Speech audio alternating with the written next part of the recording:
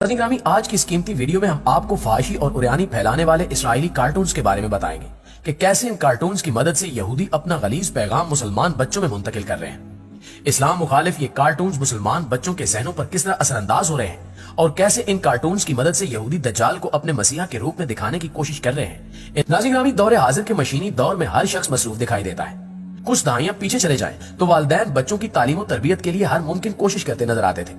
वालिदैन के लिए बच्चों की अच्छी परवरिश, अच्छी तरबियत सबसे अहम होती थी। तफरीह के औकात मुकर्रर किए जाते थे। ड्रामा, टीवी या फिर कार्टून देखने के लिए भी औकात मुकर्रर होते थे। इस तरक्की याफ्ता दौर में जहां बहुत सी तब्दीलियां रुनुमा हुई हैं, वहां एक बहुत बड़ी तब्दीली मोबाइल फोन और इंटरनेट भी है। आज हर बच्चे के हाथ में आपको मोबाइल फोन दिखाई देगा, जिसकी स्क्रीन पर वो बहुत इनिमाक से अपने पसंदीदा कार्टून देखता दिखाई देगा। माएं भी बच्चों को मसरूफ देखकर खुश हो जाती है। कभी आपने देखा कि आपका बच्चा जो कार्टून देख रहा है वो इसके लिए मुफीद भी है या नहीं? कार्टून की दुनिया पर छाए हुए डिज्नी कार्टून में बच्चों को क्या दिखाया जाता है, अगर आप इसकी हकीकत को जान लें तो दंग रह जाए। ये ऐसे मुतनाज़े कार्टून हैं जिनमें बच्चों को कोई ना कोई शैतानी पैगाम दिया जाता है। इनका मुसन्निफ और मालिक बोथ डिज्नी था। इसने सबसे पहले मिकी माउस कार्टून मुतारिफ करवाए। इन कार्टून्स में अक्सर जादू दिखाया जाता था। यही डिज्नी का मंशूर भी था। कार्टून देखने के बाद अक्सर बच्चे भी वैसे ही हरकतें करना शुरू कर देते हैं। बोथ डिज्नी की जिंदगी पर किताब लिखने वाले मुसन्निफ ने अपनी किताब में डिज्नी को हॉलीवुड का डार्क प्रिंस कहा है, जिसका मतलब है डिज्नी हॉलीवुड का शैतान है।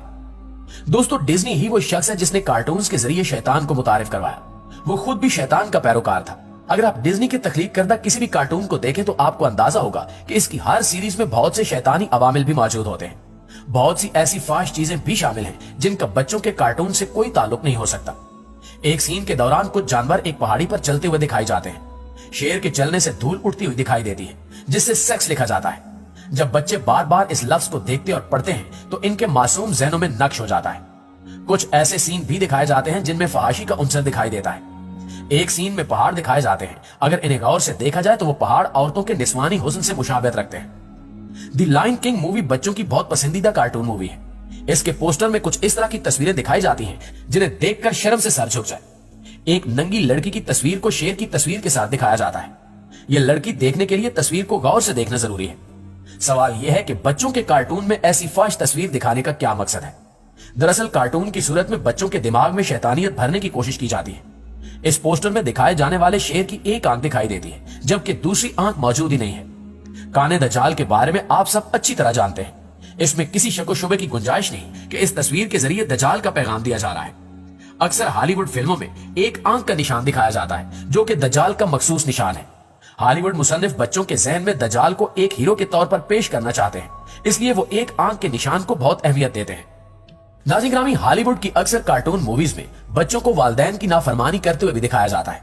इन्हें यह सबक सिखाया जाता है कि वालिदैन की बात मानने से आप यकसानियत का शिकार हो जाएंगे और किसी एडवेंचर में शामिल नहीं हो सकेंगे।